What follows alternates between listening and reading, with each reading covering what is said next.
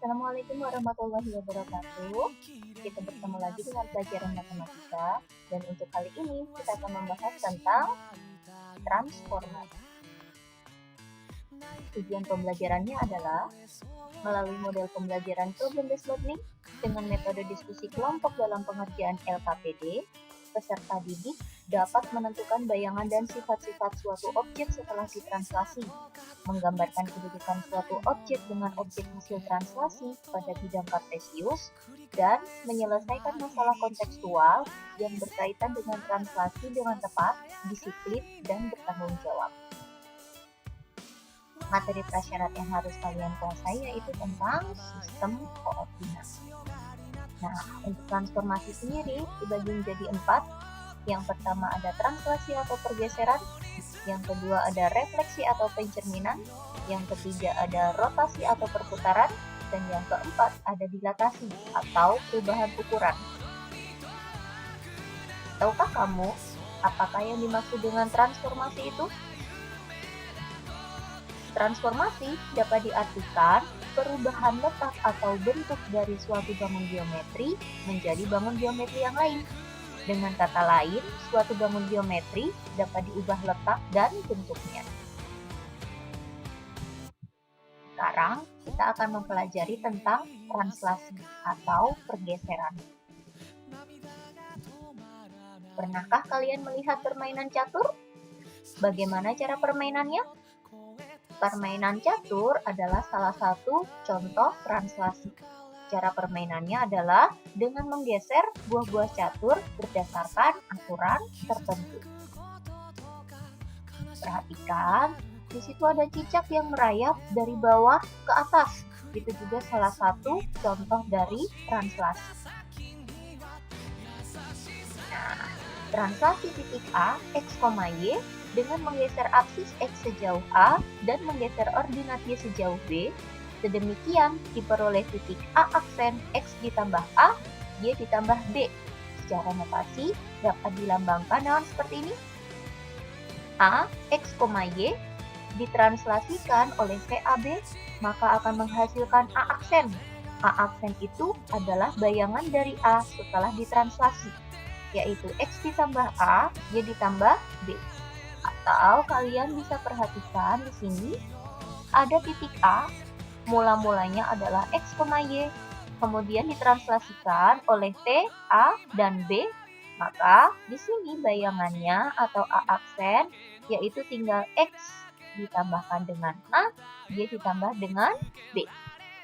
Nah, untuk A dan B sendiri atau vektor translasi, perhatikan untuk A. Jika A bernilai positif, maka akan bergeser ke arah kanan. Jika A-nya bernilai negatif, maka akan bergeser ke arah kiri. Kemudian B ini adalah pergeseran vertikal atau ordinatnya. Jika B bernilai positif, maka pergeseran ke atas. Jika B bernilai negatif, maka pergeseran ke bawah.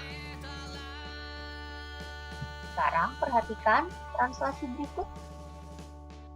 Di sini ada sebuah bidang akan ditranslasikan oleh T12,0, T0,-7, dan T10,-7.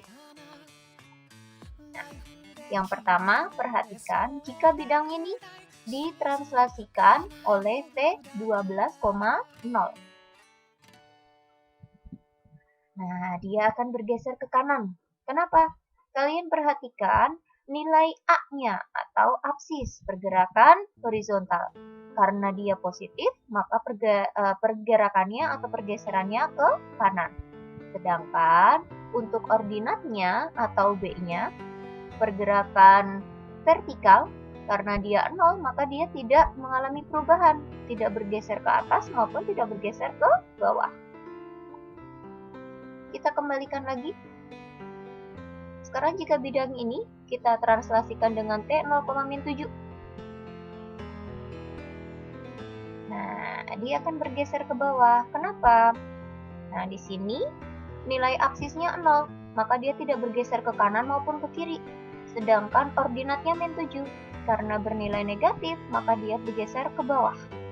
Kita kembalikan lagi. sekarang jika bidang ini kita translasikan dengan T 10,-7.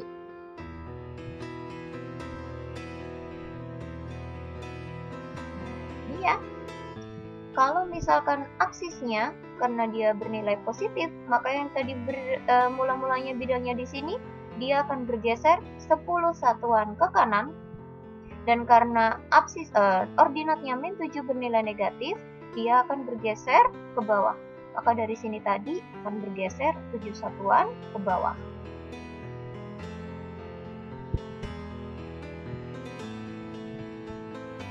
Sekarang perhatikan contoh soal. Diketahui segitiga ABC dengan A -7,-2, B 1,-4, dan C -5,3 ditranslasikan oleh T 3,-4. Tentukan bayangan segitiga ABC dan gambarkan segitiga ABC dan bayangannya pada bidang kartesius. Nah, di sini ada alternatif penyelesaian.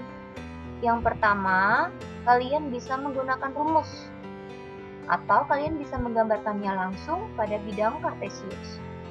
Nah, di sini jika tadi titik A -7,-2 setelah ditranslasikan oleh T 3,-4, maka A aksen atau bayangan dari A yaitu tinggal -7 ditambah dengan 3, -2 ditambah dengan -4. Nih ya. Hasilnya A aksen -4,-6. Kemudian titik B mula-mulanya 1,-4 ditranslasikan oleh T 3,-4, maka akan ada B aksen, yaitu 1 ditambah dengan 3, -4 ditambah dengan -4. Nih. Kemudian hasilnya B aksen, yaitu 4,-8. Yang ketiga, titik C, -5,3 ditranslasikan oleh T 3,-4, maka akan ada titik C aksen, yaitu -5 ditambah dengan 3 dan 3 ditambah dengan -4. Nah, hasilnya yaitu C aksen -2,-1. Atau kalian juga bisa menggambarkannya langsung pada bidang kartesius. Ini tadi ada titik A, titik B, dan titik C. Kemudian ditranslasi oleh T 3,-4, hasilnya akan jadi seperti ini. Nah, ini ya. Jadi, kalau misalkan ditranslasikan 3,-4 mula-mulanya, A-nya ada di sini, dia akan bergeser 3 satuan ke kanan dan 4 satuan ke bawah. Maka bayangannya di sini. Titik B, misalkan dia ditranslasi oleh 3,-4, dia akan bergeser 3 satuan ke kanan, kemudian bergeser 4 satuan ke bawah. Ini adalah titik B aksen. Titik C, kalau ditranslasi 3,-4, dia akan bergeser 3 satuan ke kanan, kemudian dia akan bergeser 4 satuan ke bawah. Ini ada titik C aksen. Sekarang silakan kalian amati. Di sini ada segitiga ABC sebelum ditranslasi, dan ada segitiga A aksen, B aksen, C aksen, yaitu bayangan dari segitiga ABC setelah ditranslasi. Kalian amati, apakah di situ terjadi perubahan bentuk? Apakah di situ terjadi perubahan ukuran? Apakah di situ terjadi perubahan posisi? Nah, silakan nanti kalian membuat kesimpulan tentang translasi dan juga sifat-sifat bayangannya. Sekian untuk materi kali ini. Terima kasih. Wassalamualaikum warahmatullahi wabarakatuh.